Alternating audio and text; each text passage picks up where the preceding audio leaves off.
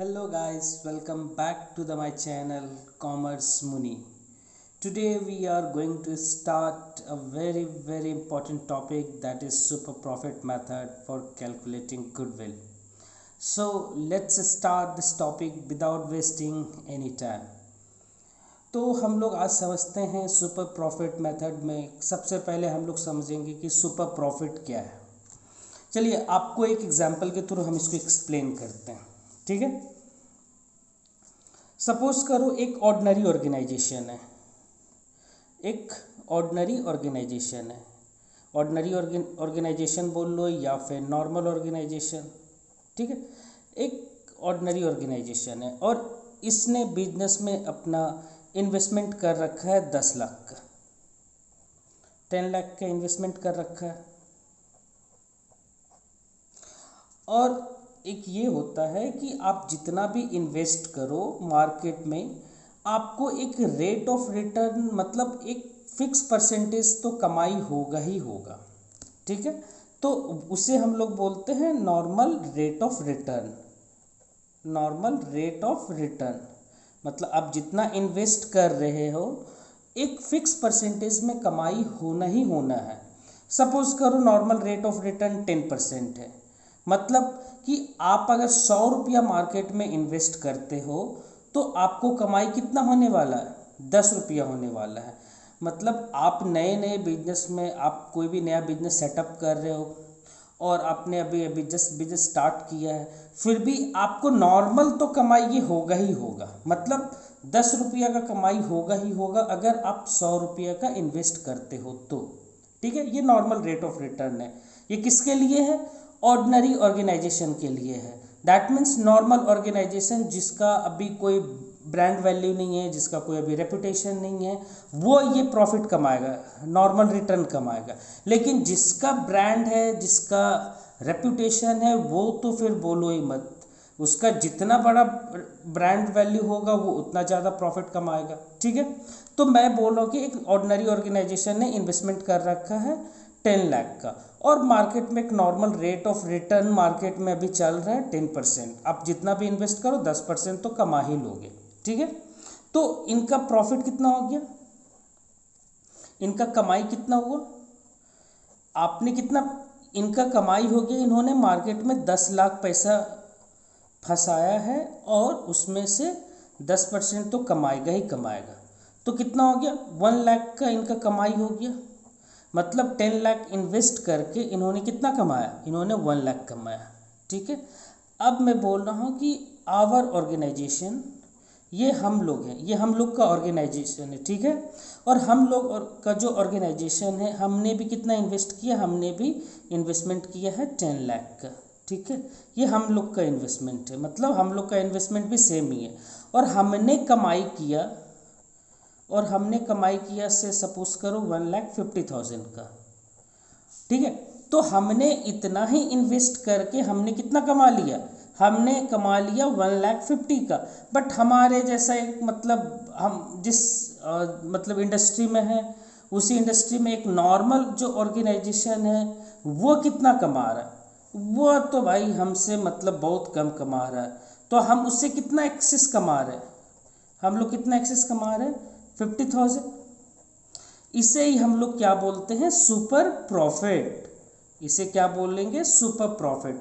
मतलब एक ordinary organisation जितना कमा रही है उससे जितना भी ज़्यादा हम लोग कमा रहे हैं उसे क्या बोलेंगे, सुपर प्रॉफिट, ठीक है। तो सुपर प्रॉफिट हमने कैसे निकाला, सुपर प्रॉफिट निकाला एवरेज प्रॉफिट, दैट इज इसे ही बोलते हैं एवरेज मेंटेनेबल प्रॉफिट, ठीक है। Average profit minus normal profit जो कि नॉर्मल ऑर्गेनाइजेशन कमा रही है। अगर एवरेज प्रॉफिट में नॉर्मल प्रॉफिट लेस कर दे तो हमें क्या मिल जाएगा, हमें सुपर प्रॉफिट मिल जाएगा, ठीक है।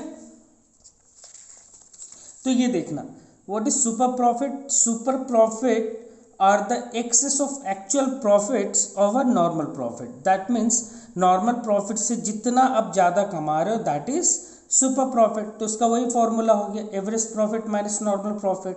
और नॉर्मल प्रॉफिट आपने कैसे निकाला, आपने नॉर्मल प्रॉफिट, ये जो प्रॉफिट आप नॉर्मल ऑर्गेनाइजेशन का निकाल रहे हो, नॉर्मल प्रॉफिट आपने कैसे निकाला कि कितना इन्वेस्टमेंट है, उनका इन्वेस्टमेंट निकाल लो और उस इन्वेस्टमेंट पे कितना रिटर्न मिल रहा है, वो तो क्वेश्चन में गिवन होगा।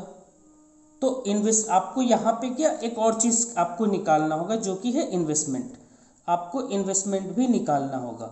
तो आपको इन्वेस्टमेंट निकालने के टाइम में आपको याद रखना है कि इन्वेस्टमेंट निकालने का दो अप्रोच है। इन्वेस्टमेंट मतलब कैपिटल एम्प्लॉयड, मतलब कैपिटल एम्प्लॉयड निकालने का दो अप्रोच है। एक है आपका एसेट्स अप्रोच और एक आपका है लायबिलिटी अप्रोच। अच्छा, एक चीज़ मैं बता रहा हूँ आपको, क्या याद है assets equal to liabilities plus capital होता था, और ये जो कैपिटल जो होता था यही मेरा इन्वेस्टमेंट है, इसी को क्या बोलते हैं इन्वेस्टमेंट।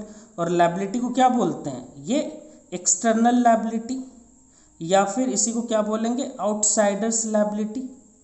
तो मुझे क्या ये निकालना है इन्वेस्टमेंट, तो सी निकालना है। तो सी आप नहीं निकाल दोगे, एल को इधर लेके आ जाओ, तो इधर एल प्लस इधर आ गया तो क्या हो गया एल माइनस हो गया।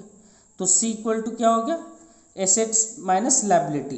तो अगर आपको कैपिटल निकालना हो तो आप क्या करोगे, एसेट्स में लायबिलिटी माइनस कर दोगे तो आपको कैपिटल यानी कि आपको इन्वेस्टमेंट निकल जाएगा। और कौन सा लायबिलिटी माइनस करना है, ये ऑब्वियसली आउटसाइडर्स लायबिलिटी, जो बाहर वाले को देना है वो लायबिलिटी माइनस करोगे।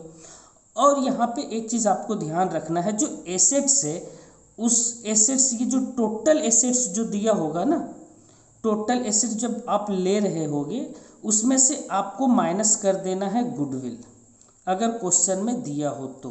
क्यों, क्योंकि आपको तो गुडविल का ही वैल्यू निकालना है, और आपको गुडविल बैलेंस शीट वाला आइटम अगर दे रखा है तो आपको उसको लेस करना होगा। और सर क्या क्या लेस करना होगा, और आपको लेस करना होगा नॉन ट्रेड इन्वेस्टमेंट। अगर नॉन ट्रेड इन्वेस्टमेंट क्वेश्चन में दिया हो तो उसे भी आपको लेस करना होगा। और एक दिया हो सकता है फिक्टिशियस एसेट्स, अगर फिक्टिशियस एसेट्स क्वेश्चन में दिया हो तो उसे भी लेस करना होगा। तो फिक्टिशियस एसेट्स क्यों लेस करते, क्योंकि ये झूठ मूठ का एसेट्स है, ये आपका एक्चुअली एसेट्स अब रहा नहीं, आपने ऑलरेडी कब का खर्च कर दिया है, ठीक है।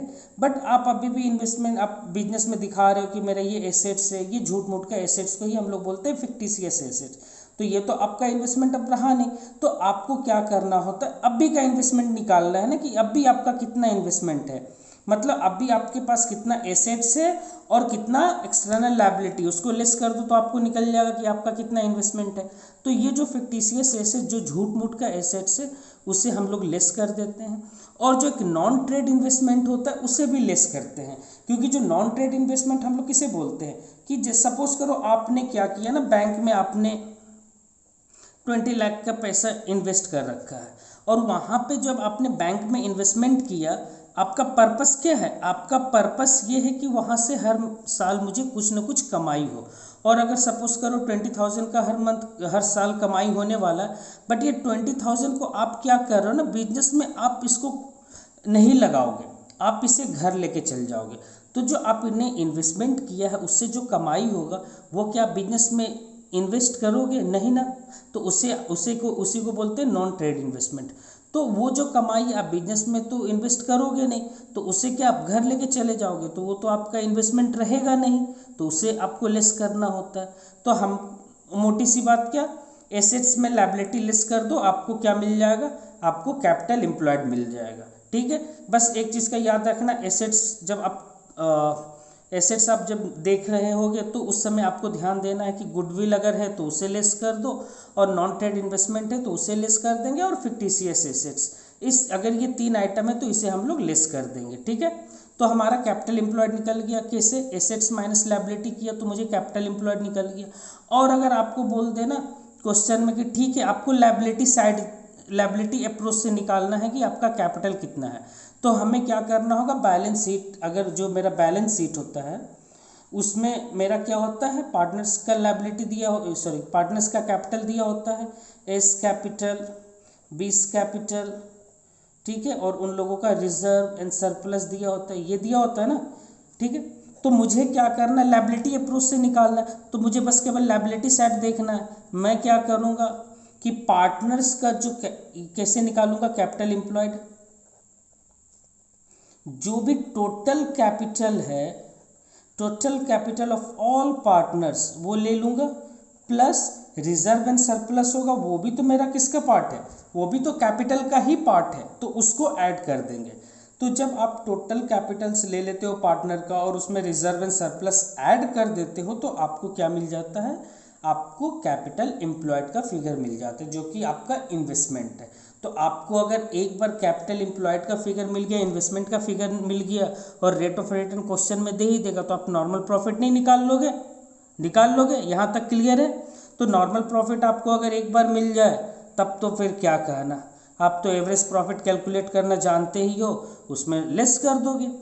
जैसे लेस किया आपको सुपर प्रॉफिट मिल गया, और सुपर प्रॉफिट मिल गया तो जो नंबर ऑफ ईयर्स परचेज है उससे मल्टीप्लाई कर दो, आपको गुडविल का फिगर मिल जाएगा। तो ये देख लो गुडविल का हम लोग कैसे कैलकुलेट करते हैं। तो गुडविल का कैलकुलेशन होता है super profit into number of years purchase. जो आपका सुपर प्रॉफिट आएगा उसको अगर नंबर ऑफ ईयर्स परचेज से अगर मल्टीप्लाई कर दो तो आपको क्या गुडविल मिल जाएगा।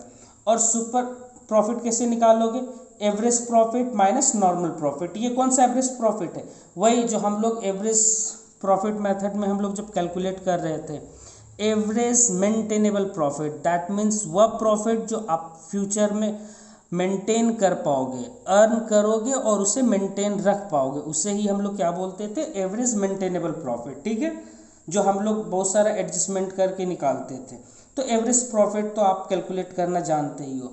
अगर आपने वो हमारा पुराना वीडियो नहीं देखा एवरेज प्रॉफिट मेथड का तो प्लीज़ हमारे प्लेलिस्ट में जाके सबसे पहले वो फर्स्ट वीडियो देखें, उसके बाद ये सुपर प्रॉफिट जो कि सेकंड वीडियो है इन्हें देखना। ठीक है, तो एवरेज प्रॉफिट निकालना आता। फिर है नॉर्मल प्रॉफिट, और नॉर्मल प्रॉफिट तो हम लोगों ने देखा कि नॉर्मल प्रॉफिट कैसे निकालते हैं कि भाई कितना इन्वेस्टमेंट है और उस पर रिटर्न कितना है। तो इन्वेस्टमेंट कितना है और नॉर्मल रेट ऑफ रिटर्न कितना है, ये तो क्वेश्चन में गिवन होगा।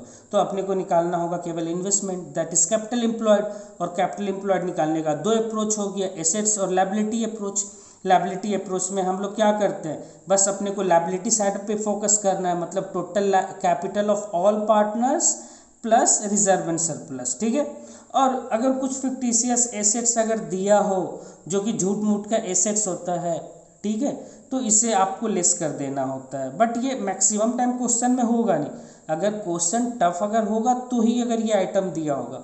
पर ठीक है, अपने को एक बार मतलब बस माइंड में ये चीज़ रखना है। ठीक है, अगर फिक्टिशियस एसेट्स कभी भी एग्जाम में दिख जाए तो चाहे आप एसेट्स अप्रोच करो चाहे लायबिलिटी अप्रोच, दोनों जगह क्या होने वाला है, वो लेस होने वाला है। ठीक है, अब आ जाते हैं हम लोग एसेट्स अप्रोच में। तो एसेट्स अप्रोच में हम लोग टोटल एसेट्स लेंगे, दैट इज ऑल एसेट्स, और माइनस कर देंगे आउटसाइडर्स लायबिलिटी। और अब एसेट्स में हम लोग देख लेंगे, अगर 3 एसेट्स अगर दिया तो उसे लेस करना होता है। कौन कौन सा, non trade investment, goodwill, fictitious assets, ये 3 एसेट्स है, तो इसे तीनों को हमें लेस कर देना होता है। गुडविल क्यों लेस करते, क्योंकि गुडविल का ही तो कैलकुलेशन करना है। ठीक है, नंबर ऑफ ईयर्स परचेज से मल्टीप्लाई करके। और फिक्टिशियस एसेट्स क्यों लेस करते हैं, क्योंकि सचमुच का थोड़े एसेट्स होता है, ये झूठ मूठ का ही एसेट्स है, तो जो झूठ मूठ का है उसे तो लेस करना होगा ना, एक्चुअल तो मेरा ये एसेट्स है नहीं। और नॉन ट्रेड इन्वेस्टमेंट ये क्या है, इन्वेस्टमेंट जो हम कर रखे वो कल को तो मेरा वो जो नॉन ट्रेड इन्वेस्टमेंट है कल को वो तो मेरे बिजनेस में इन्वेस्ट होगा नहीं, तो वो तो मेरा इन्वेस्टमेंट रहने वाला नहीं है। तो इसीलिए आपको तो इन्वेस्टमेंट निकालना है, तो वो तो इन्वेस्टमेंट रहने वाला नहीं है, तो उसे आपको अभी लेस कर देना होगा। तो आप लेस कर दोगे तो आपको ये कैपिटल एम्प्लॉयड और इन्वेस्टमेंट मिल जाएगा। तो आज के लिए बस इतना ही। अगर आपको वीडियो पसंद आया तो वीडियो आप शेयर करें, सब्सक्राइब करें और अपने दोस्तों में जहाँ तक हो सके आप इसे फॉरवर्ड करें। ठीक है, thank you guys, thank you for watching this video.